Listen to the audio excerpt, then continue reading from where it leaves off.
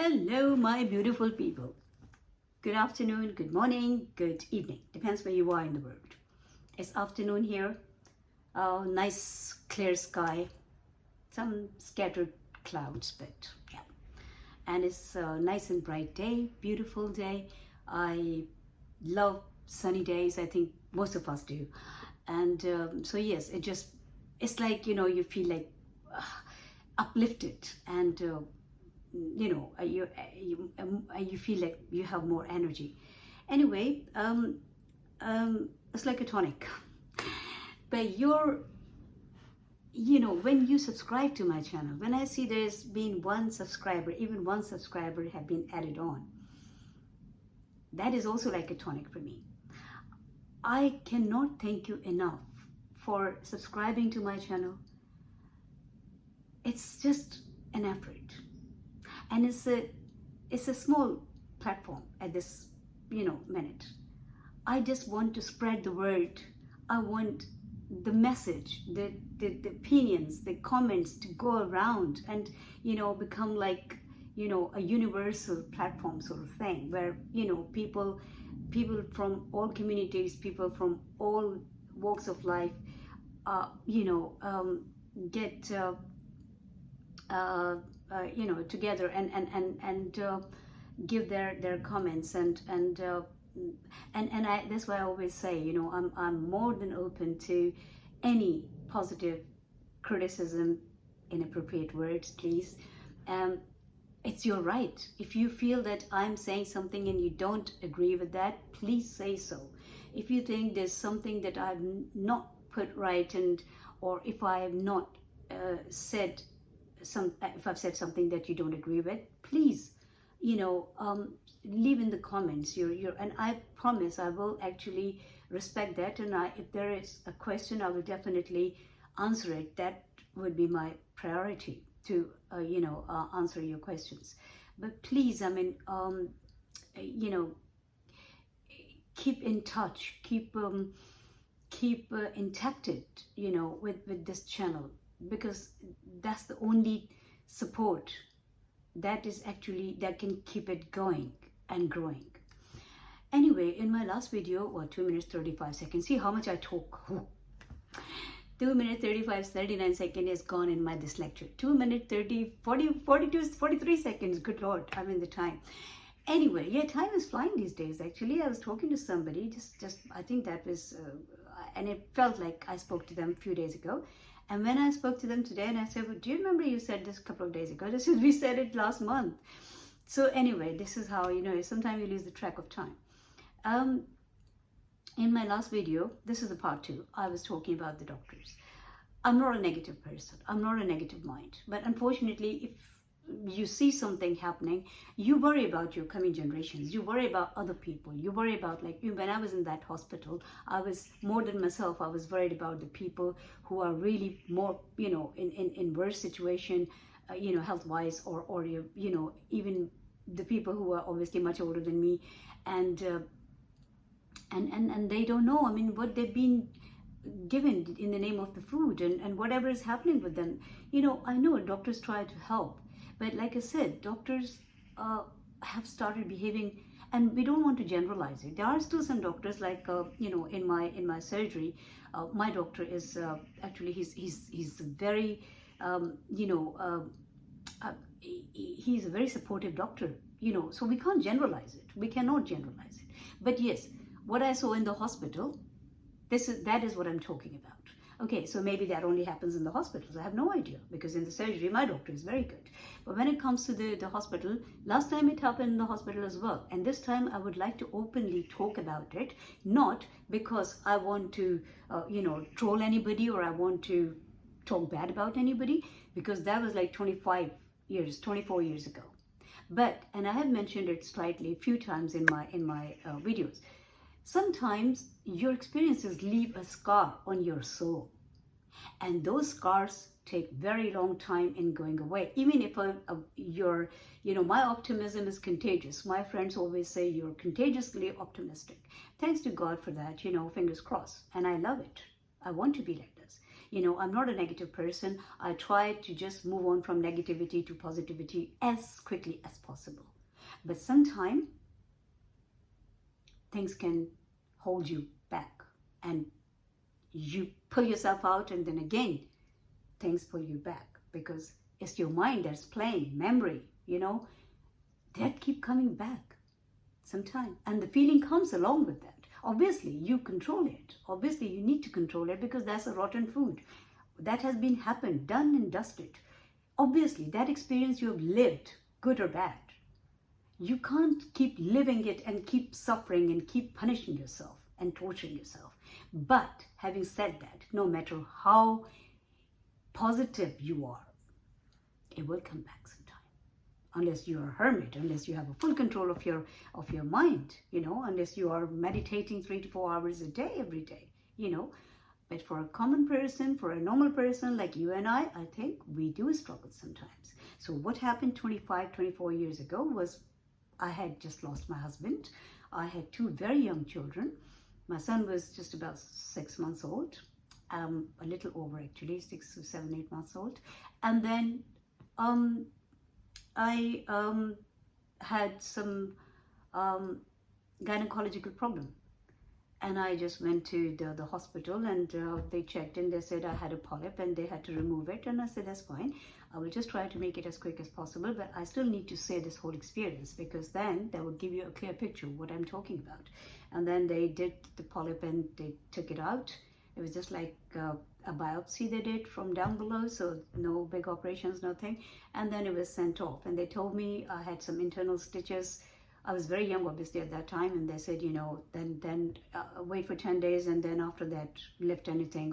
So I even couldn't pick my children up, or I couldn't do anything for 10 days. So I waited really patiently, because I even didn't have my partner. My husband was dead. I did have some help around the house, like, the house stuff, but obviously children always come to the mother. So my son wanted me to pick him up. My daughter wanted me to pick her up and do the things for them. So obviously it was very difficult, but for 10 days. After 10 days, I thought it's over.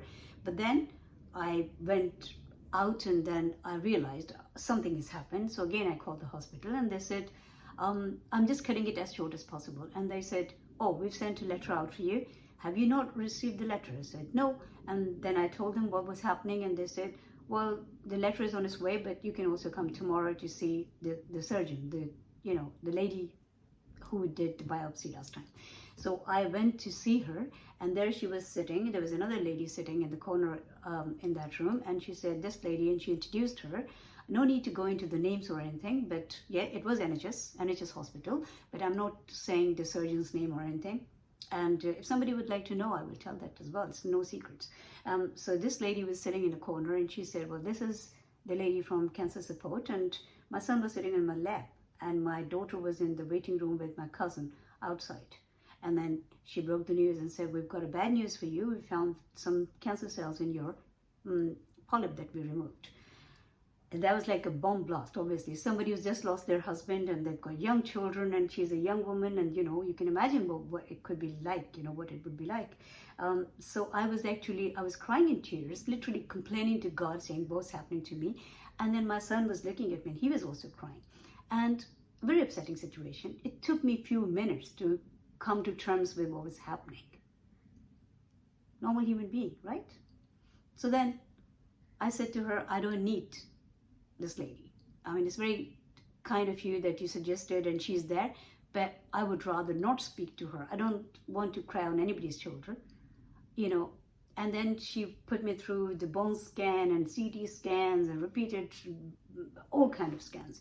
When they did the bone scan, to be honest with you, they injected a nuclear, obviously, in my body. So I couldn't even go anywhere near the children under 12 or pregnant ladies or, elderly people. And my children were under 12. So I couldn't even see my children for a certain amount of time, like for at least 24 hours, which was another, obviously, punishment. After going through all this, but you have to have a faith. You don't really have to be religious, but I think if you're religious, it's a blessing, it's a backup, because otherwise you feel like an orphan child, like a lost person. But that's my personal feeling. Obviously I can't force it on anybody. Everybody is different. If you believe in something or somebody, or you don't believe in nothing, that is obviously your business. But what I'm saying is, because I am religious, and I was religious even at that time. I believed in God, and I was praying. So many people were praying for me, including my mother. She was alive at that time. And so then I was telling this lady, one day you will be wrong and I will be right. And she was like, people are in shock and they don't first, they deny, they're in denial and they don't realize what's happening and everything. Anyway, after going through all this, so we're talking about at least good 3 to 4 weeks agony, right? Mental torture and everything. And then she said, one day she turned around and she called me after doing all the tests and everything on me, and everything was coming clear, thanks to God. But then she said to me, it was a pathologist mistake. When I came back home and I told it to my late husband's cousin, and she said, well, you can sue the hospital because they put you through all this mental trauma and everything. But I said, no, it's fine, because, God gave me my life back. I think that's more than enough for me. I'm so thankful for that. And I still am. I'm very thankful to God for giving me my life back. At that time, obviously, I was even thinking like, will I see my children growing up? I made the trust and everything, whatever. And I even appointed my uncle, my children's, what do you call it?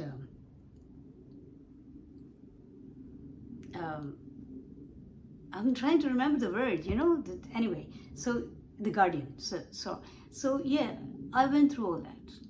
But then, when she broke the news and she said, no, it was wrong because it was pathologist's mistake, for me, that was a relief. But then the next step was even worse, because then she said she still wanted to do my hysterectomy. And when I spoke to my husband's extended family and my family, everyone said to me, why you need the hysterectomy? Because obviously what will happen in future will happen. Nobody can guarantee, but it's a very important organ in your life, in your body, and you might want children in future. You might want to get married again. So why are you getting it done? And anyway, with young children, you will not be able to even lift anything for 3 months, so you can't do that.